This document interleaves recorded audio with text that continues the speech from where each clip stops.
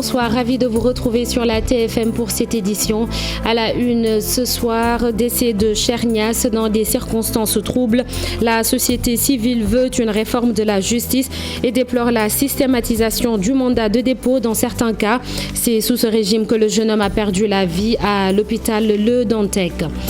Près de 3 semaines sans nouvelles, des familles à Saint-Louis recherchent leurs proches des pêcheurs disparus en Casamance. Ils étaient 5 à bord de l'embarcation et les 3 sont originaires de la vieille ville.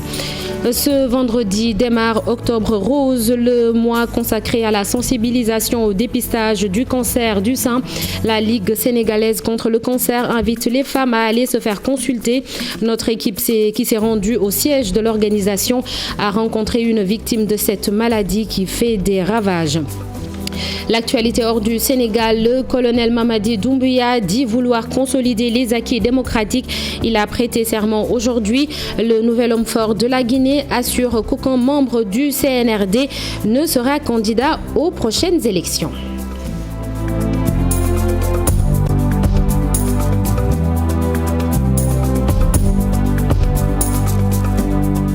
Merci de choisir la TFM. On reparle de la mort de Chernias. L'homme mis sous mandat de dépôt par le parquet de Pikine est décédé à l'hôpital Aristide de Le Dantec le week-end dernier. Il a eu auparavant un accrochage avec un policier suffisant pour faire réagir la société civile. Babacar Ba du Forum du Justiciable estime que la question du mandat de dépôt doit faire l'objet de réformes.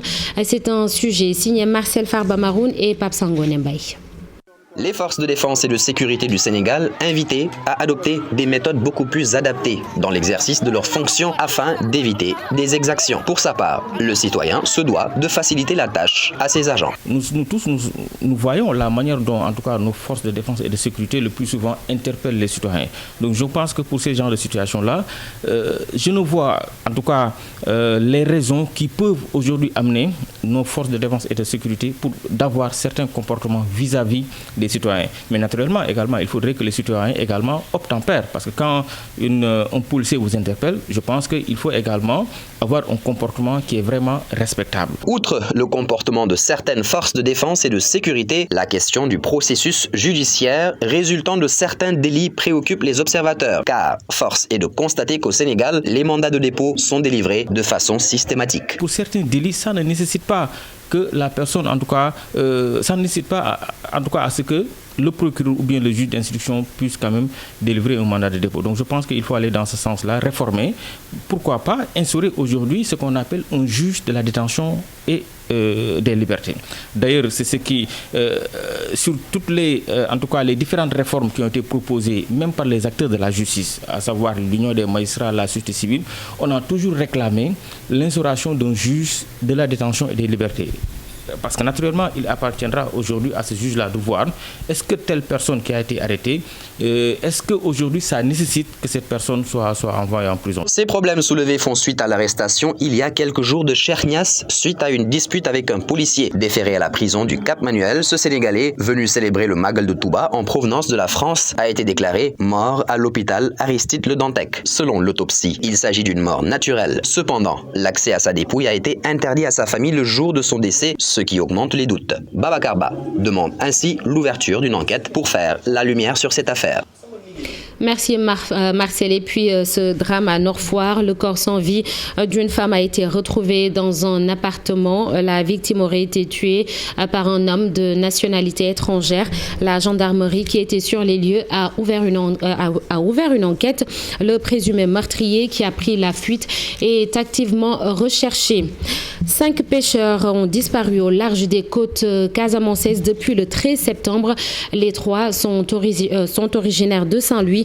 Leur famille dans la tourmente demande à l'État de sortir les gros moyens pour les recherches. Oumar Sarr parle au nom de toutes ces familles au micro de Ousseynou Diop. Nous avons notre pirogue qui est partie en mer en Casamance depuis le 13 de ce mois. Alors, il était piloté par mon fils, Saliou Sarr. Et depuis le 13, ils sont partis, mais ils ne sont pas toujours retournés. C'est la raison pour laquelle toute la famille s'est mobilisée pour faire des recherches, autant en Casamance qu'en Joal, Des pirogues sont partis pour faire la recherche, mais ils n'ont rien trouvé. C'est pour cela que nous demandons à l'État sénégalais, au DSP, à la marine, de nous assister pour déployer tous les moyens possibles pour les retrouver pour la famille. Des enseignants diplômés ont entamé une grève de la faim illimitée. Ils réclament depuis 10 ans une formation continue à la Faculté des sciences et technologies de l'éducation et de la formation, FASTEF. Le collectif des enseignants diplômés a tenu un point de presse devant la FASTEF. Babacar Côté, le coordonnateur, avec Marcel Farbamaroun et Pape Sangone Mbaye. Aujourd'hui, le nombre atteint 3000 enseignants qui sont en attente de formation, parce que c'est accumulé depuis 10 ans. 3000 enseignants, tenez-vous bien, dont 50% sont au seuil de la retraite. Nous n'avons rien contre la FASTEF. On ne vise pas la FASTEF dans ce combat-là. La FASTEF est de bonne foi.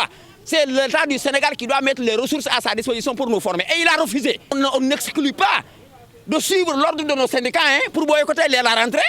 Parce que cette chose devient gravissime dans un état de droit. La rentrée scolaire 2021-2022, c'est dans une dizaine de jours.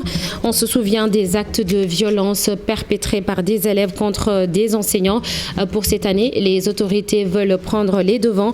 La journée de l'enseignant prévue le 5 octobre a été célébrée par un don de sang. Une occasion donc pour évoquer la violence en milieu scolaire. Abdou Diouf Diagne, Armadou Bamba, Samba, Rufisque. Scènes de violence et de vandalisme ont émaillé l'année scolaire 2020-2021. Pour ne pas vivre la même situation lors de la rentrée prochaine, les autorités éducatives prennent les devants et annoncent des mesures. Nous avons constaté que cette année, et je crois que c'est des choses qui sont récurrentes. C'est peut-être la médiatisation qui l'a montré, mais c'est des choses qui sont là depuis longtemps. Mais ça a pris de l'envergure et aussi ça a été beaucoup médiatisé. Mais on s'est dit que l'école est un espace de socialisation, c'est un espace d'éducation. Même si on peut tolérer des violences au stade, on peut tolérer peut-être des violences dans la rue.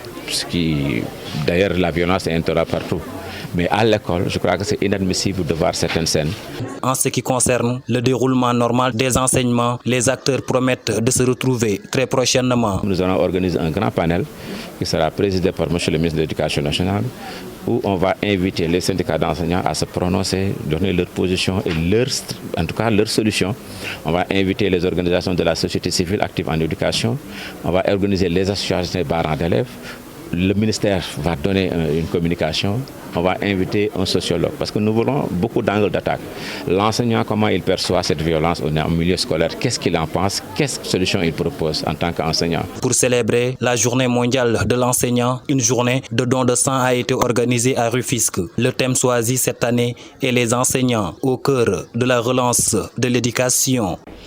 Plus de 58 000 personnes sont touchées par le projet d'appui à la protection de l'enfant dans 4 départements du pays. L'objectif est de protéger les enfants de toute forme de maltraitance, des viols et de l'abandon scolaire. Les bénéficiaires souhaitent une deuxième phase du projet qui vient de boucler la première. Abdourahmane Diallo et Mamadou Gueye Ambour. Plus de 58 000 personnes ont été touchées dans le projet de renforcement de l'appui à la protection de l'enfant. L'objectif est de permettre aux enfants de jouir de leurs droits et devoirs. On a pu dérouler des activités de sensibilisation dans le cadre de l'éducation. Quand vous regardez également au niveau des communautés, nous avons procédé à la mise en place pour l'autonomisation financière des femmes, 520 qui ont touché plus de 13 820 femmes. Et quand vous regardez au niveau des écoles également, dans l'ensemble des zones d'intervention de plan international, des caves ont été installées, des personnes au niveau des personnes éducatives ont été renforcées dans les domaines, à savoir la protection de l'enfant, le signalement et la prise en charge des cas des enfants. Les départements de Kaolack, Malem Hodar, Nioro et Kédougou sont les cibles de la première phase. Les bénéficiaires souhaitent une deuxième. Tendons aussi la main à d'autres partenaires, sinon au RAP, pourquoi pas une deuxième phase pour un peu mailler l'ensemble du département parce que le projet a agi dans le département de Nioro que dans 9 communes et nous en avons 15. Imaginez donc le reste attendre. Ce projet a duré 5 ans et selon plan international, il a aussi permis de toucher 81 structures formelles. Evendara. La marche contre la vie chère, initiée par la CSA, la Confédération des syndicats autonomes, a mis à nu la difficulté des centrales à mobiliser les travailleurs. Des secrétaires généraux de centrales syndicales le reconnaissent d'ailleurs. Ils estiment que l'unité fait défaut et en même temps, des travailleurs ne font plus confiance aux centrales syndicales dites plus représentatives. Fatou Bintou Conté et Mohamed Dieng ont donné la parole aux secrétaires généraux de 3 centrales syndicales. Ils ont battu le rappel des troupes. La CSA, Confédération des syndicats autonomes, a marché hier sur Dakar. Une marche que population et travailleurs attendaient depuis très longtemps. Les travailleurs en avaient besoin dans ce moment critique de notre économie nationale où nous avons noté effectivement que 1 an et demi, plus moins de 2 ans, la pandémie quand même a mis à genoux notre économie d'une manière globale, parce que je ne rentrerai peut-être pas dans les détails, mais ce que nous avons comme ressenti, c'est que les travailleurs dans beaucoup de structures, dans beaucoup de secteurs sont fatigués. Car une léthargie, il faut le dire, avait été notée au niveau de ces centrales syndicales depuis quelques temps. Il y a 19 centrales syndicales existantes. Et il y a 4 centrales qui se disent les plus représentatives. Malheureusement, ces 4 centrales ne font pas le boulot. Vous avez vu, moi j'ai participé hier à la marche de la CSA. Mais j'ai remarqué qu'il n'y a pas d'unité syndicale. On peut même parler de désyndicalisation des travailleurs. Les travailleurs n'y croient plus. D'ailleurs, Sidia Ndiaye de la FGTS s'indigne que ces centrales syndicales, dites les plus représentatives, peinent à mener des luttes pour l'intérêt des travailleurs. En réalité, on a l'impression qu'elles sont dans la compromission. Dans la compromission, elles ne luttent pas. Donc c'est un problème qui se pose aujourd'hui. On a l'impression que ces centrales soi-disant représentatives ont démissionné depuis très longtemps. Elles n'ont qu'à lutter. Elles n'ont qu'à lutter. Elles ne peuvent pas lutter parce qu'elles ne sont pas capables de mobiliser les travailleurs. La vérité, ces centrales sont dépassées et ne peuvent pas mobiliser les travailleurs. La lutte syndicale commence à perdre sa valeur au Sénégal. Les syndicalistes trouvent du mal à mobiliser les travailleurs autour de l'essentiel. Ce 1er octobre marque le début du mois consacré à la lutte contre le cancer du sein, Octobre Rose. Nos reporters ont fait un tour à la Ligue sénégalaise contre le cancer. Cette année, comme pour l'année passée, les grandes consultations publiques n'auront pas lieu. 50 à 100 femmes seront dépistées par jour au siège de la LISCA. L'association invite les femmes à aller se faire dépister très tôt et qui, pour mieux sensibiliser qu'une victime du cancer du sein. Al-Hassan Ba et Jafaraba. Séance d'explication avant consultation. Au fil des années, elle s'est habituée à tout cela, depuis qu'on lui a diagnostiqué un cancer du sein. Donc j'ai trouvé normal de venir me faire consulter. Mais j'ai vu le médecin, la consultation s'est très bien passée. Donc une mammographie tous les 2 ans, mais l'autopalpation des seins tous les mois après la fin des règles. Octobre Rose démarre timidement au siège de la LISCA en raison de la pandémie de Covid-19. Toutes les dispositions sont déjà prises. Nous allons, comme l'année passée, à cause de la pandémie, ne plus faire les grandes consultations que nous faisions où vous aviez 6 000, 2 000, 1 500 femmes. Nous avons des plus petites consultations que nous faisons tous les jours, entre 30 à 100 personnes par jour. À notre arrivée, elles étaient 25 femmes venues pour la consultation et 17 pour prendre leur bon subventionné pour la mammographie. On a vraiment beaucoup de jeunes femmes qui viennent. On a aussi beaucoup de femmes qui ont plus de 40 ans, qui ont entendu parler de l'activité et qui viennent récupérer leurs bons. Malgré les difficultés financières et les coûts très élevés pour soigner cette maladie, la LISCA s'investit à fond pour soutenir ces femmes. Malheureusement, avec le Covid, la mobilisation des fonds est beaucoup plus difficile et les malades ont beaucoup plus de difficultés pour se soigner. Et Dieu merci, nous avons eu par exemple ces pharmaciens du Sénégal qui d'une main nous ont accompagnés et qui nous accompagnent depuis maintenant plus de 3 ans. Toutes les femmes invitées à aller très tôt se faire consulter et pratiquer l'auto-examen des seins. Aujourd'hui, on sait que si toutes les femmes faisaient rien que l'auto-examen des seins, on aurait vraiment une baisse de cas de la mortalité de ce cancer. Le message que je lance à ces femmes, moi je leur dis que 10 ans avant, donc s'il y avait cette possibilité de se faire dépister, peut-être que j'aurais pu garder mon sein. La Ligue sénégalaise contre le cancer prévoit toute une campagne de communication durant le mois. Des consultations prévues dans les régions et 30 sages-femmes seront formées. Au-delà, plus de 600 femmes vont bénéficier de dépistage gratuit dans les districts de Podor, Dagana, Saint-Louis, Khombol, Diourbel, Louga et Rufisque. Merci Al-Hassan Ba. Les activités durent tout le mois d'octobre. Un fait pour le mois inédit, une lionne et ses petits qui sèment la terreur sur le tronçon Bambou Massa, c'est dans la partie orientale du pays. La famille a élu domicile dans un camion abandonné.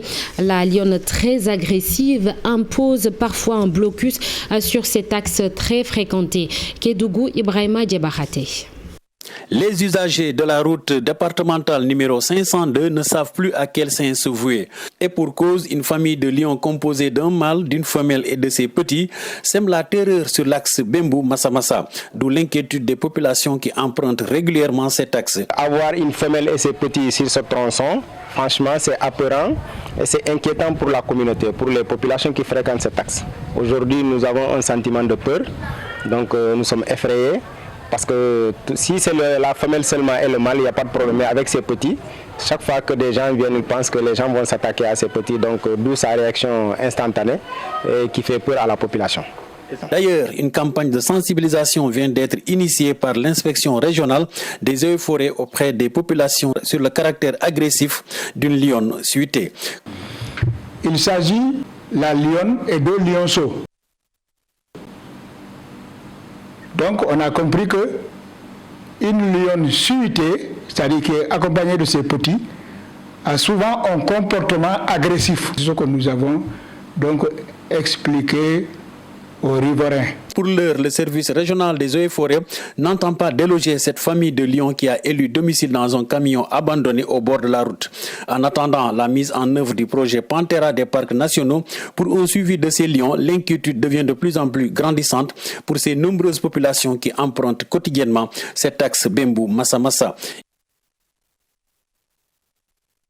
La société civile en Casamance souhaite la reprise ou la poursuite des négociations pour une paix définitive, une volonté exprimée en marge d'un atelier sur l'implication des populations dans la sécurité de leur localité.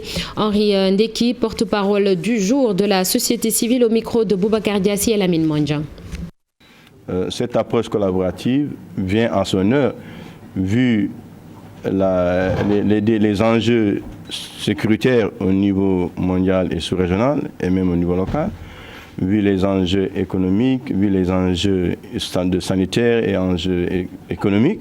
Nous pensons qu'aujourd'hui, partager avec les acteurs de la société civile qui, eux, contribuent également aux politiques publiques, donc c'est de leur montrer comment nous avons mis en œuvre cette approche que nous avons appelée la sécurité collaborative, qui veut dire dialogue sur la sécurité et avec les forces de sécurité et les populations pour améliorer vraiment la sécurité, la stabilité dans une zone. L'armée, il a son rôle à jouer, les combattants, ils ont leur calendrier, etc. Mais pour nous, en tant que société civile, c'est ce que nous souhaitons, que tout ce conflit-là finisse par ce qu'on appelle la table de négociation. Prépare le Maoulid, un comité départemental de développement s'est tenu à la préfecture de Tivaouane. Toutes les dispositions sont prises pour un bon déroulement de ce grand événement religieux. Le préfet, le chef de la brigade d'hygiène rassure, la rigueur sera de mise pour qu'il y ait 0 cas de Covid-19. Charente Diop essaye la tire. Ce comité de développement départemental consacré à la préparation du Gamou annuel de Ndiassane a réuni les différents chefs de services départementaux de Tivaouane, des membres du comité d'organisation du Gamou. Tous les aspects ont été passés au peigne fin. Ce qui aujourd'hui nous permet d'être très optimistes par rapport à l'organisation, par rapport également au succès qui va sanctionner donc cette édition du Gamou de Ndiassane. De part et d'autre, des engagements ont été pris, aussi bien du côté des services techniques que du côté donc du comité d'organisation. Pour ce qui est du volet sanitaire, toutes les dispositions sont prises pour que cet événement religieux ne constitue pas une occasion pour la propagation de la maladie. La rigueur sera au rendez-vous et que tout un chacun également jouera sa partition pour que, d'un point de vue sanitaire, que tous les risques en tout cas soient donc minimiser. Minimiser les risques, le service d'hygiène de Tivaouane également a pris une bonne option. On touche du bois, il y a la diminution des cas, mais tout de même en cas d'épidémie, il faut toujours garder la tête sur les épaules. Le service d'hygiène est là en tant que service de prévention, en tout cas pour continuer à sensibiliser les populations sur les actions et prendre des dispositions dans le Gamou. Ndiassane va accueillir des milliers de pèlerins, des fidèles venant quasiment de partout, et un tel événement nécessite toute la préparation requise. En culture, nous parlons du mécénat d'art avec cette initiative de l'artiste plasticien Khalidou Kassé. Le projet dénommé Une œuvre pour la recherche vise à soutenir la recherche à l'université Cheikh Anta Diop de Dakar. L'artiste, par ailleurs membre du conseil d'administration de l'IFAN, a mis à la disposition de l'Institut 2 œuvres lithographiées pour l'aider à trouver les fonds nécessaires pour relancer la recherche. Une démarche hautement appréciée par le monde universitaire qui espère qu'elle fera des émules. Iboudjou Famadouba. 2 tableaux lithographiés et mis à la disposition de l'IFAN. Une démarche que l'on pourrait qualifier de mécénat au service de la recherche. L'œuvre pour la recherche est née de l'idée de l'immense artiste Khalidou Kassé, qui est membre du conseil d'administration de l'IFAN et aussi ambassadeur de bonne volonté de la fondation de l'ICAD. Donc une idée généreuse de lever des fonds pour appuyer la recherche, pour appuyer l'IFAN. Il fallait y penser parce que je me suis dit, il est possible, avec ces ressources additionnelles, d'augmenter véritablement les capacités véritablement des recherches, des chercheurs, d'augmenter aussi les ressources de l'IFAN et de la fondation UCAD pour arriver véritablement à avoir des résultats sur le plan des recherches. La démarche est appréciée par la communauté universitaire. Pour l'artiste, c'est une façon de mettre ses compétences au service de la recherche de son pays. Je ne peux pas être membre d'un conseil d'administration ou être nommé ambassadeur et que voir peut-être me prononcer une fois par année au cours d'un conseil ou autre, mais je pense qu'il faudrait penser à peut-être apporter quelque chose de nouveau. L'art et la culture demandent beaucoup de moyens. Et un peu partout dans le monde, ce sont les mécènes, ce sont les entreprises, ce sont des privés qui financent l'essentiel de ces activités-là. Cette forme de mécénat est un signe de progrès économique qui mérite d'être renforcé. Alors, en termes de mécénat, le mécénat fait partie intégrante de l'histoire de l'art. Parce que quand on remonte un peu l'histoire classique de l'art, on se rend compte que les artistes ont toujours été présents à la cause des faibles, à la cause des opprimés, c'est-à-dire l'art a toujours accompagné les bonnes causes. Derrière cet aspect aussi, il y a des produits dérivés que nous comptons mettre en place et qui vont permettre aux Sénégalais lambda de participer aussi au financement de la recherche. Ces 2 œuvres lithographiées de l'artiste Khalidou Kassé, par ailleurs membre du conseil d'administration de l'IFAN, une initiative qui confirme qu'il est bien possible de trouver d'autres moyens afin de financer la recherche au Sénégal. Merci Ibou Diouf. La Sénégalaise Aminata Sourambay Diouf vient d'être sacrée vice-championne du concours international Ma thèse en 180 secondes qui s'est tenu en France. Après avoir gagné le concours national, la doctorante à la faculté des sciences juridiques et politiques de l'UQAD devait représenter le Sénégal au concours international. 18 pays, dont 11 Africains, y ont participé. Le thème apporté sur la transmission des entreprises familiales au Sénégal. Voici un extrait de sa prestation. Réalité propre à l'Afrique, car vous-même vous devez connaître les entreprises Ikea, Bonduel, Samsung, Ford, des géantes dans leur domaine, vous me direz. Eh bien, ce sont toutes des entreprises familiales. Convenez donc avec moi de l'importance d'avoir au Sénégal des règles juridiques accordant un meilleur traitement aux entreprises familiales, qu'elles soient de taille petite, moyenne ou grande, de tout secteur d'activité confondu, de l'économie formelle comme informelle. Mais revenons à l'entreprise familiale de Malaw. Elle avait su résister au temps et aux hommes. Malheureusement, Malaw est à ce jour décédé. Et chaque membre de sa famille revendique sa place de manager. Ce qui est le problème de bon nombre d'entreprises familiales sénégalaises et même africaines, aujourd'hui en léthargie, à cause de difficultés de succession liées au retrait ou au décès du dirigeant, d'où l'urgence d'avoir des règles juridiques adaptées aux réalités sénégalaises, voire africaines, insufflant des modes de transmission viables pour la masse des héritiers. Mesdames, Messieurs, chers auditoires, à travers l'histoire de Malaw que je viens de vous raconter, retenez que je ne suis pas conteuse, mais juriste, en deuxième année de thèse, dont le sujet est la transmission des entreprises familiales au Sénégal, que mes recherches conduiront à répondre à 3 questions. Qu'est-ce que l'entreprise familiale sénégalaise? Quel cadre juridique est adapté à son fonctionnement? Comment la transmettre du vivant comme au décès du dirigeant? Le tout pour démontrer qu'à travers le droit inspiré des réalités économiques et sociales, les entreprises familiales peuvent être les premières actrices du développement de l'Afrique, à l'image des autres pays du monde. Je vous remercie de votre attention. Belle prestation de la Sénégalaise Aminata Sourambay Diouf. L'actualité hors du Sénégal, le président français a qualifié de honteux les propos du Premier ministre malien. Choguel Maïga a accusé la France d'avoir abandonné le Mali avec la fin programmée de l'opération Barkhane. Emmanuel Macron s'est dit choqué par de tels propos. Le voici sur Radio France Internationale. J'ai été choqué. Ces propos sont inacceptables. Je rappelle que le Premier ministre malien est l'enfant de 2 coups d'État, si je puis dire. Puisqu'il y a eu un coup d'État en août 2020 et un coup d'État dans le coup d'État. Donc la légitimité du gouvernement actuel est démocratiquement nulle. Mais alors que hier nous avons présidé à l'hommage national au sergent Blasco, qu'aujourd'hui il est enterré parmi les siens à Vars, c'est inadmissible ce qu'a dit le Premier ministre malien. C'est une honte. C'est une honte. Et ça déshonore ce qui n'est même pas un gouvernement. Le colonel Mamadi Doumbouya a prêté serment ce vendredi. Il devient ainsi officiellement le président de la République de Guinée pour la période de transition. À l'en croire, aucun membre du comité national du Rassemblement pour le développement ne sera candidat aux prochaines élections. Ibrahima Kane pour les détails.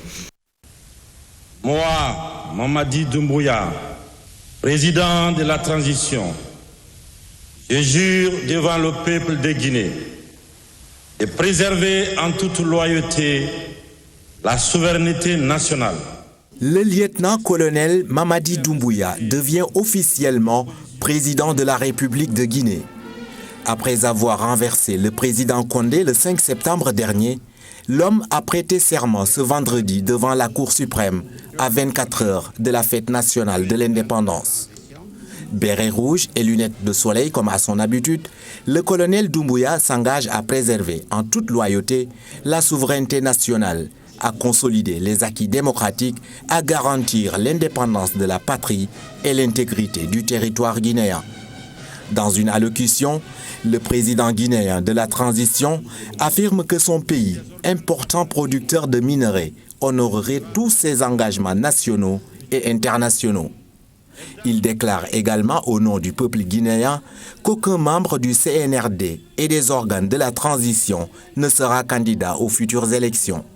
Pour rappel, la Guinée a été suspendue de toutes les instances de la CEDEAO, en plus des sanctions qui pèsent sur les responsables putschistes.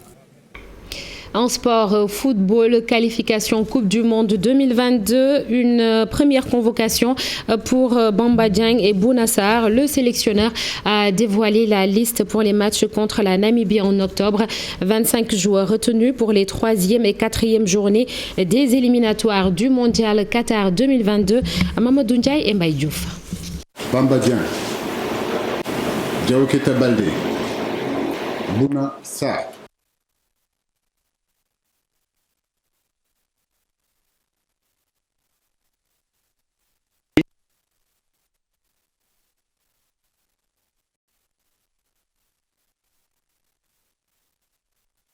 Bamba Dieng, Diao Keita Baldé, Bouna Sarr. Dans la liste d'Aliou Cissé, le sélectionneur des Lions a convoqué 25 joueurs pour les prochaines sorties des Lions pour la 3e et la 4e journée des éliminatoires du Mondial 2022.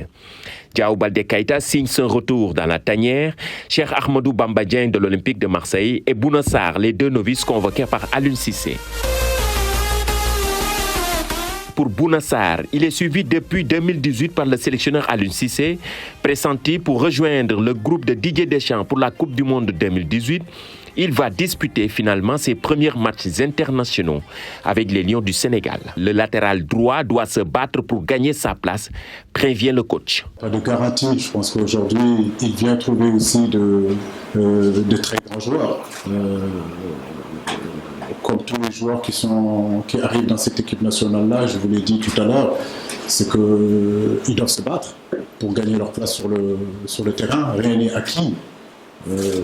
C'est seulement leur qualité, leur façon leur faculté qu'ils auront de s'adapter au football africain et qui fera qu'ils resteront durablement sur le terrain. Alors, moi, mon discours là-dessus, il est clair. Pour son contrat renouvelé récemment jusqu'en 2023, le sélectionneur ne veut pas entrer dans les détails, mais reste serein. Pour la prochaine CAN, l'objectif reste le même. Notre l'objectif principal aujourd'hui de ce contrat-là, c'est d'avoir qualifié l'équipe du Sénégal sur les 2e Coupe du Monde consécutive. Bien sûr que la Coupe d'Afrique aussi est très importante, du fait que le Sénégal fait partie de ses favoris. Comme je vous le dis, je ne vois pas un seul entraîneur qui va signer un contrat pour aller gagner. Gagner, ça se décrète pas. On a envie de gagner. Mais nous savons aussi qu'il y a 5, 6, 7 équipes aujourd'hui sur le continent africain qui sont capables de gagner. À nous d'être forts, à nous de nous préparer, à nous de constituer un groupe fort mentalement, costaud, être capable de traverser les moments difficiles comme on les a traversés lors de notre dernière CAN 2019. Nous savons que rien n'est fait, mais bien sûr que le Sénégal est en droit de rêver de gagner une Coupe d'Afrique. La double confrontation des éliminatoires du Mondial 2022, Sénégal-Namibie, prévue le 9 et le 12 octobre prochain, comptant pour la 3e et la 4e journée. Merci beaucoup Mamadou Ndiaye et c'est ainsi que se termine ce journal. Merci d'avoir été avec nous. Dans quelques instants, la dernière partie de Soir d'Info, Binta Diallo reçoit Maître Ousmane Sey. Bonne soirée sur la TFM. Au revoir.